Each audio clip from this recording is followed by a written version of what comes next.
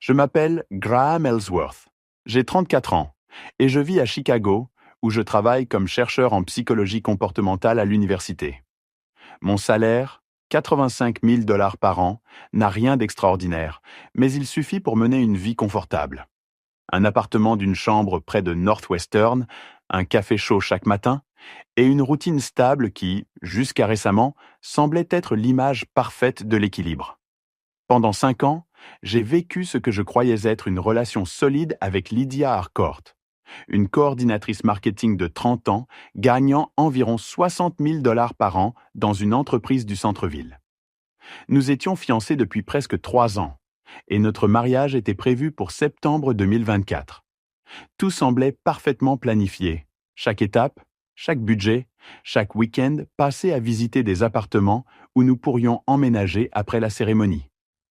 Lydia vivait encore avec 2 colocataires dans Lincoln Park, partageant un loyer de 2 400 $ à 3.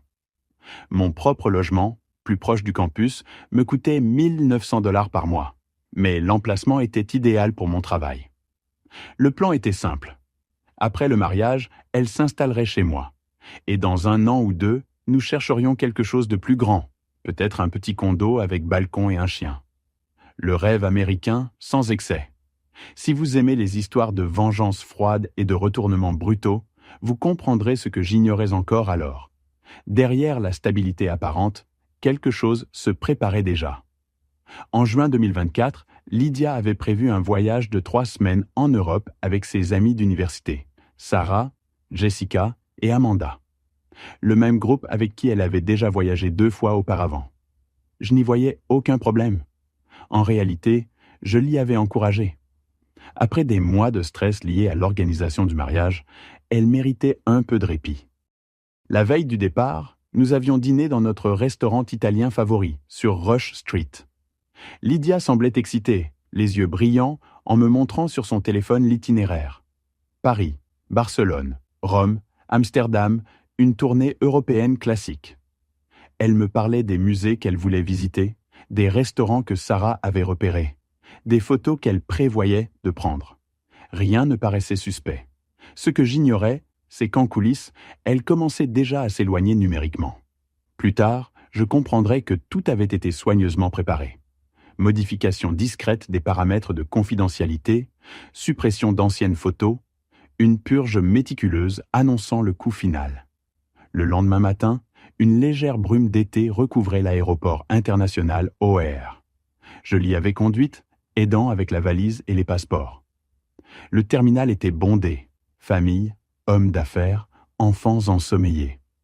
Nous retrouvâmes ses amies au comptoir d'enregistrement, toutes rayonnantes d'excitation. Dans la file de sécurité, Lydia tenait ma main et parlait de banalités. Le forfait international, l'adaptateur de prise, l'assurance voyage. Une conversation banale de couple avant une séparation temporaire. Puis, soudainement, elle s'arrêta net. Là, au milieu du flux humain, entre les valises et les annonces dans les haut-parleurs, elle fixa le sol et dit à voix basse « Graham, je crois qu'il faut qu'on fasse une pause. » Je crus mal entendre. Le vacarme du terminal brouillait les mots. « Comment ça, une pause ?» demandai-je. Elle leva enfin les yeux. Son regard était calme, préparé. Cette phrase, je le compris immédiatement, n'était pas spontanée. J'ai besoin de temps pour réfléchir. À nous, à tout. Ses amis, déjà passés au contrôle, lui faisaient signe d'accélérer. J'essayais de garder mon calme, bien que mon esprit tourne à toute vitesse. Lydia, on se marie dans 3 mois. Réfléchir à quoi exactement ? Elle haussa les épaules, comme si nous parlions d'un dîner à reporter. J'ai juste besoin d'un peu d'espace, pour remettre les choses en perspective. Et tu choisis de me dire ça ici, à l'aéroport, juste avant de partir pour 3 semaines ? Je ne l'avais pas prévu comme ça. Mais le moment me semble bon. On en reparlera à mon retour, d'accord ? Sarah agitait les bras derrière le portique. Lydia attrapa sa valise, me donna un baiser rapide sur la joue, et sans un regard en arrière, disparut dans la foule.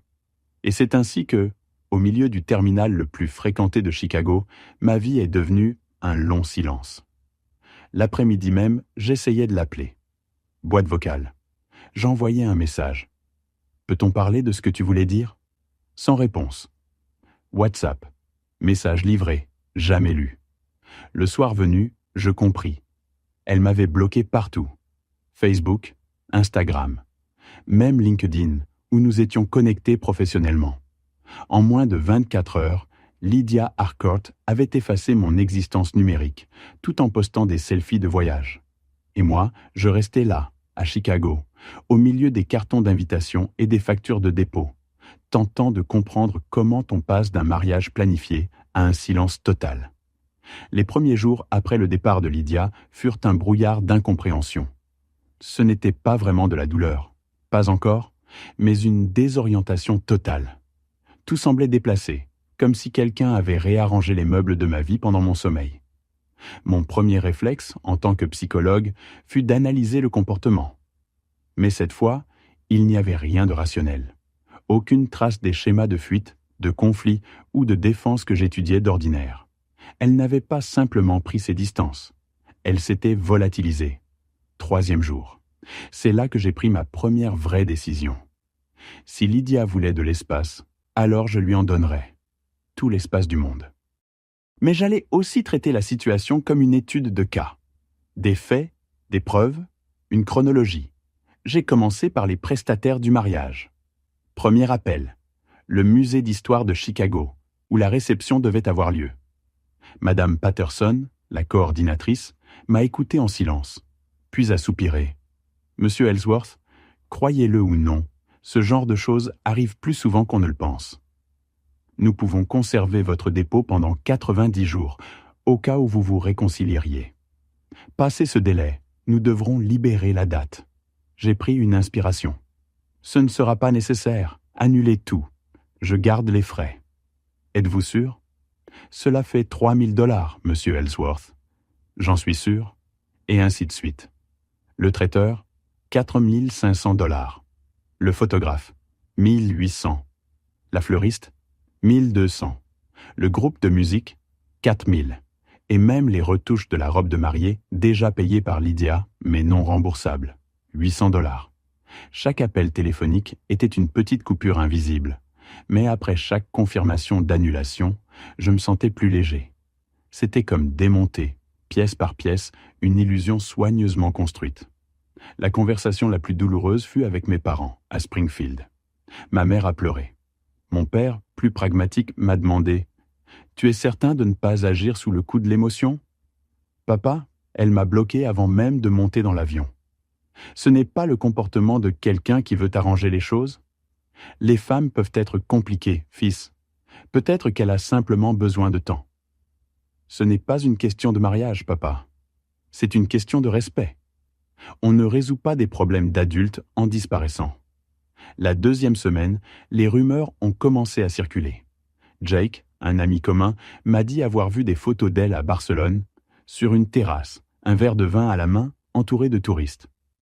Tyler, un autre ami, m'a montré des stories.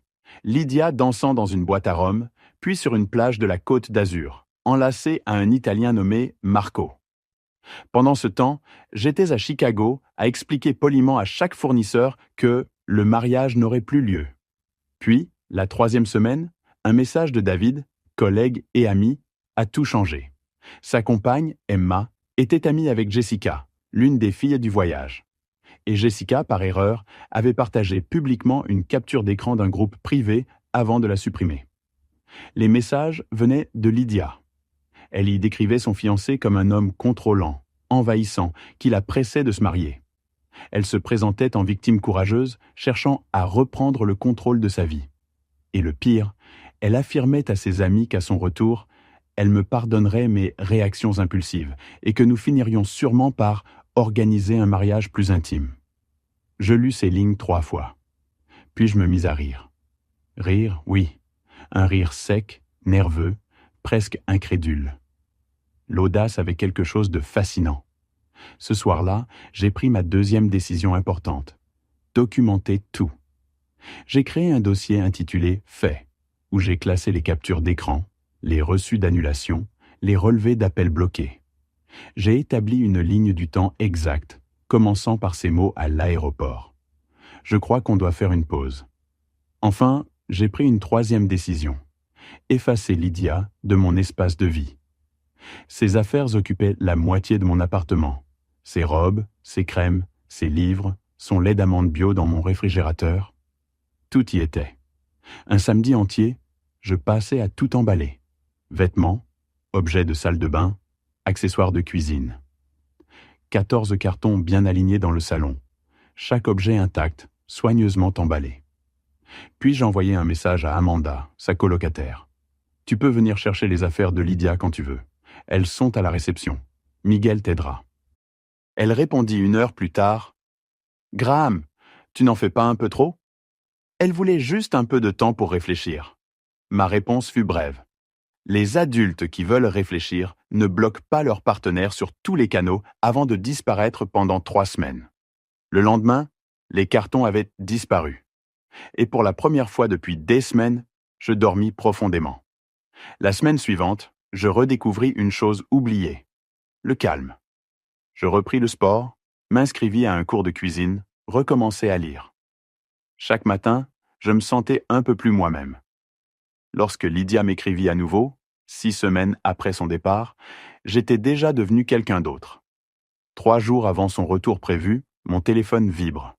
Un numéro international. Un message WhatsApp, cette fois depuis une carte SIM étrangère. « Graham, j'essaie de te joindre depuis des jours. Il faut qu'on parle quand je rentre. Je suis prête à arranger les choses. » Je restais un long moment à fixer l'écran. 6 semaines de silence. Et maintenant, tout à coup, elle était prête. Comme si j'avais passé 1 mois et demi à attendre sa bénédiction pour reprendre la vie là où elle l'avait laissée. Je tapais lentement. Il n'y a rien à arranger. J'ai tourné la page. Réponse immédiate. Comment ça, tourner la page ? J'avais juste besoin de temps pour réfléchir. Tu as eu 6 semaines pour réfléchir, Lydia. Moi aussi. Le mariage est annulé. Tes affaires sont avec ta colocataire. C'est fini. Quelques secondes plus tard, tu es ridicule. On peut reprogrammer le mariage. Je me rends compte maintenant que j'avais simplement le trac. C'est normal, Graham. Tout le monde doute avant le grand jour. Je relus le message. Elle pensait vraiment que disparaître 6 semaines était un simple accès de panique prénuptiale. Je éteignis mon téléphone et allai me coucher. Le lendemain, Miguel, le portier de mon immeuble, m'appela au travail. « Monsieur Ellsworth, une femme demande à vous voir dans le hall. Elle dit être votre fiancée. Elle n'est plus ma fiancée, Miguel. Si elle a besoin de quelque chose, qu'elle m'appelle. Ne la laissez pas attendre. » 25 minutes plus tard, mon téléphone sonna. Lydia, de son vrai numéro cette fois. Elle m'avait débloqué. « Graham, qu'est-ce que c'est que cette histoire ? Miguel m'a dit que je ne pouvais pas monter. C'est absurde. » Sa voix sonnait différente, plus dure, plus impatiente, teintée d'une colère étrangère. « Je t'ai dit que c'était fini, Lydia.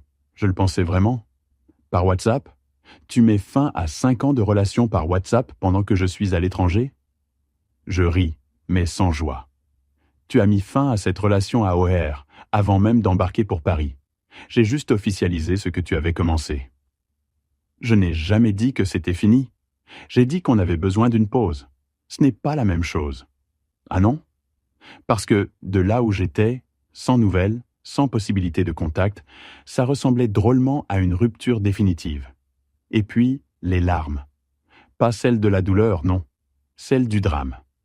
Le même chantage émotionnel qu'autrefois, quand elle pleurait parce qu'un restaurant était complet ou qu'un week-end tombait à l'eau. « Graham, s'il te plaît, voyons-nous. Parlons-en. » J'ai paniqué. Le mariage, le déménagement, tout m'a submergé. J'avais besoin de respirer. Tu avais besoin de respirer pendant 6 semaines en Europe, pendant que moi, j'annulais nos dépôts ? Tu as annulé le mariage ? Sa voix monta d'un ton presque hystérique. Oui, parce que tu m'as laissé sans un mot. Je ne t'ai rien demandé de tout ça ? Non, tu n'as rien dit. Et c'était bien le problème. La conversation dura 10 minutes de plus. Toujours le même refrain. Elle voulait juste réfléchir, se retrouver, mettre de la distance. Et moi, je lui rappelais qu'on ne bloque pas quelqu'un sur tous les canaux quand on veut simplement réfléchir. J'évoquais les photos à Barcelone, Rome, Nice. Son ton changea immédiatement. « Qui t'a parlé de ça ? Tu m'espionnes ? Quand on poste publiquement, Lydia, ce n'est pas de l'espionnage. Tes amis ont des amis, et Chicago est une petite ville. Donc tu m'as traqué sur les réseaux. C'est maladif, Graham. Franchement, c'est inquiétant. Et voilà, le retournement de rôle. Je l'attendais. Le coup classique, inverser la faute, se poser en victime. Je suis fatigué de cette conversation, Lydia, et de tout le reste. Ne m'appelle plus. Mais bien sûr, elle a rappelé. Encore et encore, pendant 3 jours, depuis des numéros différents. Ses colocataires, ses collègues, même sa sœur cadette, Rachel, infirmière à Milwaukee. Rachel, plus polie mais insistante. Je ne comprends pas, Graham. Lydia dit que tu as tout annulé sans prévenir, qu'elle est dévastée. Rachel, t'a-t-elle mentionné qu'elle m'a dit « on fait une pause » avant de me bloquer partout pendant 6 semaines? Silence. Rachel? Elle a dit que c'était une décision mutuelle. Que vous aviez convenu d'un temps de réflexion? Mutuelle? Elle l'a annoncé à la porte d'embarquement. Et ensuite, elle a disparu. Ce n'est pas mutuel, c'est de l'abandon. Silence encore. Puis Rachel, timidement, elle reconnaît qu'elle a mal agi. Mais elle veut arranger les choses. Tu pourrais au moins lui parler? Non, et je ne le ferai pas. Le jeudi suivant, Lydia se présenta à mon bureau. En pleurs, dans le hall du département de psychologie, implorant une conversation. La sécurité dut la raccompagner dehors. Ensuite, elle apparut à ma salle de sport, puis à mon supermarché, puis, comble de l'absurde, chez mes parents, à Springfield. 2 heures de route, juste pour expliquer sa version à ma mère. Ce fut la goutte d'eau. Je créai un groupe de messages avec 10 personnes, nos parents respectifs, Rachel, ses colocataires Sarah et Amanda, et quelques amis communs, David, Emma, Tyler, Jake. Mon message était simple, neutre, factuel. Bonjour à tous. Il semble y avoir beaucoup de confusion. Voici les faits. Le 15 juin, à l'aéroport O'Hare, Lydia m'a dit qu'elle voulait une pause. Elle m'a ensuite bloqué sur tous les réseaux et sur mon téléphone pendant 6 semaines, le temps de voyager en Europe. Pendant ce laps de temps, j'ai annulé notre mariage et les services associés. Elle est revenue il y a 3 jours et souhaite reprendre contact. J'ai choisi d'aller de l'avant. Ce message vise uniquement à clarifier les événements.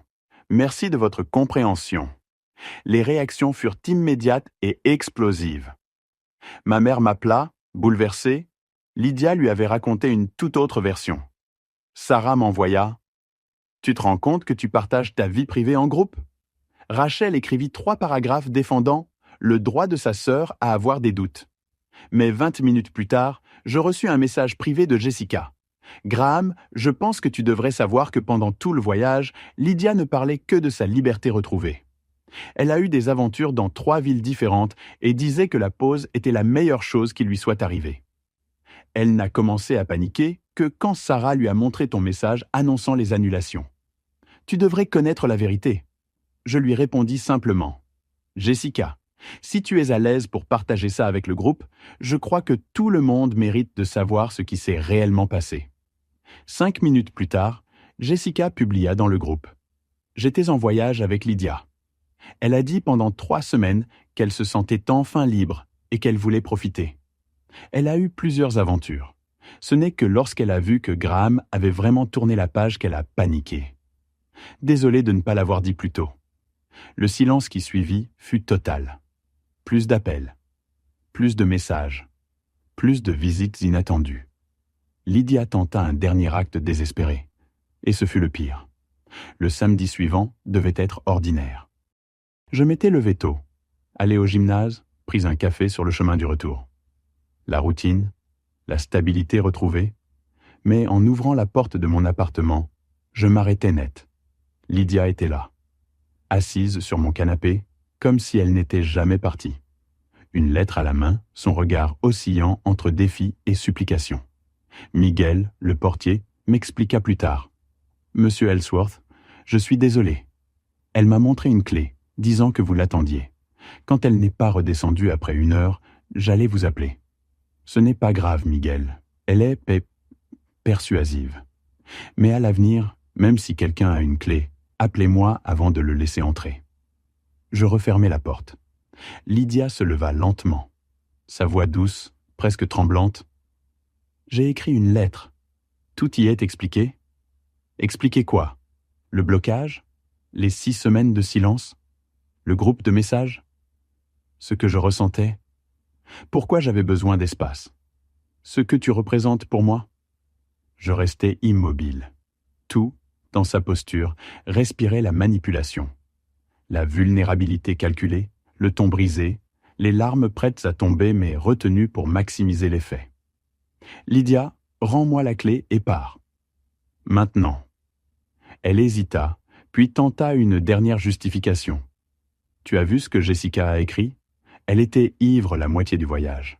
Elle se trompe sur beaucoup de choses. Je soupirai. Je me fiche de ce que Jessica se souvient, ou non. Ce qui compte, c'est que tu as cru normal de disparaître pendant 1 mois et demi et de revenir ici comme si rien n'avait changé. Son visage se durcit. Tu vas vraiment jeter 5 ans de ta vie pour une erreur? Je ne jette rien. C'est toi qui as tout détruit à O'Hare. Alors, enfin, elle me tendit la clé. Avant de franchir la porte, elle se retourna, le visage plein d'amertume. Tu sais quoi, Graham? Peut-être que c'est mieux comme ça. J'ai sûrement évité une erreur. Un homme qui humilie sa fiancée dans un message groupé n'est pas quelqu'un que je veux épouser. Et voilà. Le dernier renversement. Le geste final pour réécrire l'histoire à son avantage. Je ne dis rien. Je la laissai partir, la porte se refermant doucement derrière elle. Et soudain, tout devint silencieux. Un silence dense, profond, libérateur. Je ne m'étais pas protégé d'une balle. J'avais évité une bombe nucléaire. Les semaines suivantes furent étrangement paisibles. Après des mois de tension, de stress, de préparatifs, le calme me semblait presque irréel. Plus de rendez-vous avec les prestataires. Plus de disputes sur les couleurs des nappes ou l'ordre des tables. Plus besoin de marcher sur des œufs pour éviter ces crises de mauvaise humeur. Je découvrais, peu à peu, le plaisir du vide. Je rentrais chez moi sans appréhension. Je pouvais travailler, dormir, cuisiner, sans qu'un reproche surgisse au moindre détail. Je me plongeais dans ma recherche sur les comportements humains en situation de crise. Ce sujet, que j'avais laissé traîner des mois, devint soudain fascinant. Je rédigeais un article pour le Journal of Applied Psychology. Je repris contact avec d'anciens collègues, lançais de nouvelles collaborations universitaires. Je remplissais enfin ma vie de choses réelles, pas de promesses creuses. À la fin du mois d'août, je participais à une conférence à Seattle. Je présentais mon étude, reçus de bons retours, et surtout, je revis Patricia Williams, professeure à Stanford et amie d'université. Nous dînâmes ensemble, face au port illuminé du Pike Place Market. À un moment, elle posa son verre et me dit « Graham, Stanford cherche quelqu'un avec ton profil. Une bourse de 2 ans, avec possibilité de poste permanent. Salaire d'environ 120 000 $, plus un budget de recherche. Et puis, soyons honnêtes, parfois, un changement de décor est exactement ce qu'il faut. 6 mois plus tôt, j'aurais refusé sans hésiter. » Lydia avait son travail ici. Nos familles étaient à proximité. Nous avions une vie déjà tracée. Mais ce soir-là, en regardant le soleil descendre sur Puget Sound, j'ai compris. Je n'avais plus de chaîne, plus de nous, plus de plus tard. Seulement moi. Envoie-moi les détails, Patricia. Je suis intéressé. Pendant ce temps, à Chicago, la vie de Lydia s'effritait. David me rapporta que, selon Emma, plusieurs de ses amis s'étaient éloignés après les révélations de Jessica. Apparemment, son voyage de réflexion avait perdu son aura spirituelle quand tout le monde avait appris qu'il s'agissait surtout d'une tournée de bars et de flirts. Au travail, la situation se dégradait aussi. Jake, un collègue à elle, me confia un soir au bar. Elle racontait à tout le monde que tu étais froid et distant. Mais quand les gens ont vu les captures du groupe, eh bien, disons que la version s'est effondrée. Elle a même tenté de dire que tu l'as harcelée après la rupture, jusqu'à ce que quelqu'un rappelle l'histoire de l'aéroport. Son chef lui a demandé de laisser ses problèmes personnels à la maison. Je ne ressentis pas de triomphe. Mais il y eut un apaisement discret, une satisfaction calme. Pas celle de la vengeance, mais celle de la vérité qui finit toujours par remonter à la surface. En septembre, le mois où nous aurions dû nous marier, je reçus une lettre certifiée.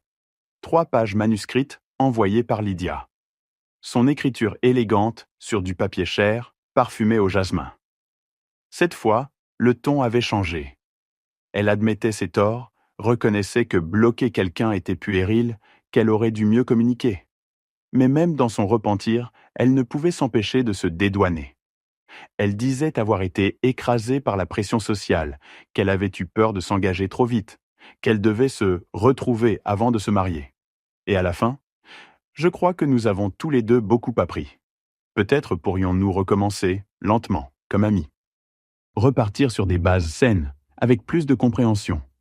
Je lus la lettre 2 fois, puis je la rangeai dans mon dossier « Fait ».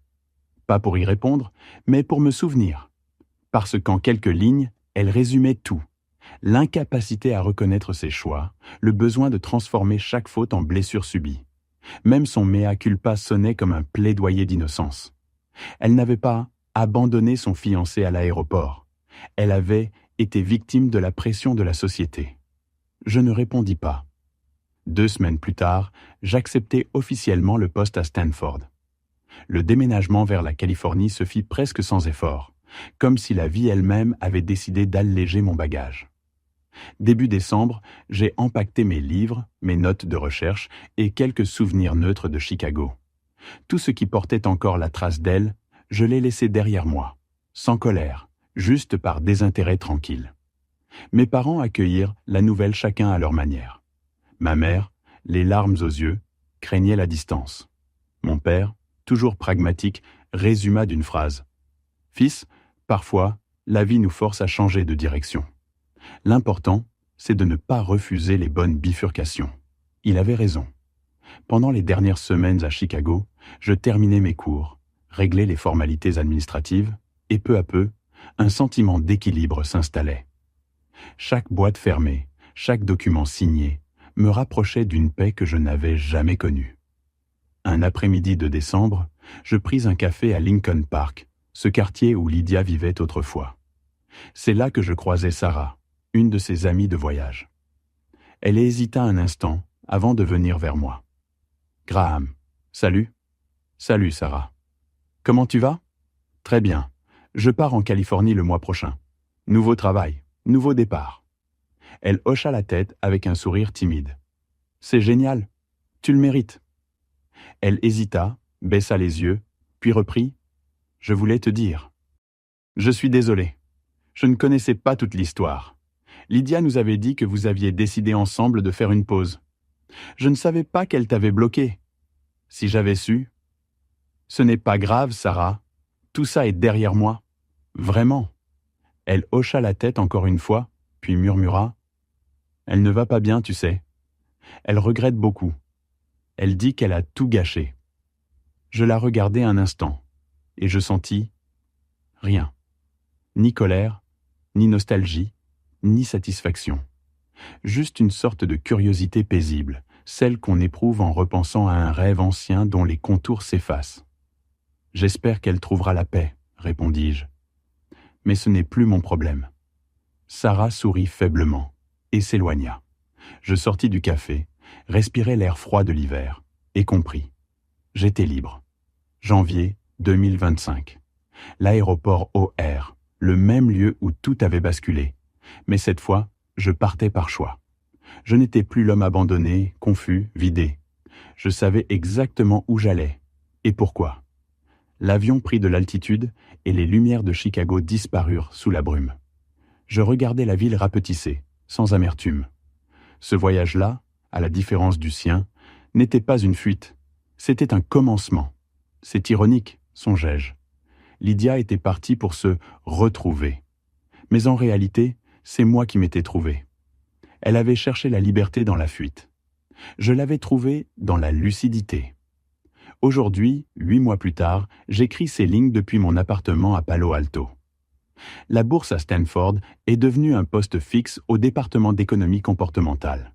Mon travail prospère, mes recherches avancent, et j'ai enfin des collègues qui me stimulent intellectuellement. Je me suis fait de vrais amis. Et, oui, je fréquente quelqu'un. Quelqu'un qui parle quand quelque chose ne va pas, qui préfère la franchise à la fuite, la discussion à la disparition. Avec elle, j'ai compris qu'aimer, ce n'est pas éviter les conflits, c'est savoir les traverser ensemble. À 35 ans, j'ai enfin la vie que j'aurais dû mener depuis longtemps. Une vie sans explication à donner, sans drames à réparer, simplement mienne. Parfois, on me demande si je regrette la façon dont tout s'est terminé. Je réponds sans hésiter. Pas du tout. Lydia voulait une pause. Je lui ai accordé une pause définitive. Et c'est peut-être la plus subtile des vengeances. Construire une vie si meilleure que l'ancienne ne mérite même plus la nostalgie. Quand quelqu'un te montre qui il est vraiment, pas avec des mots, mais avec des actes, crois-le dès la première fois. C'est la dernière leçon que Lydia m'a apprise, et la seule qui en valait la peine.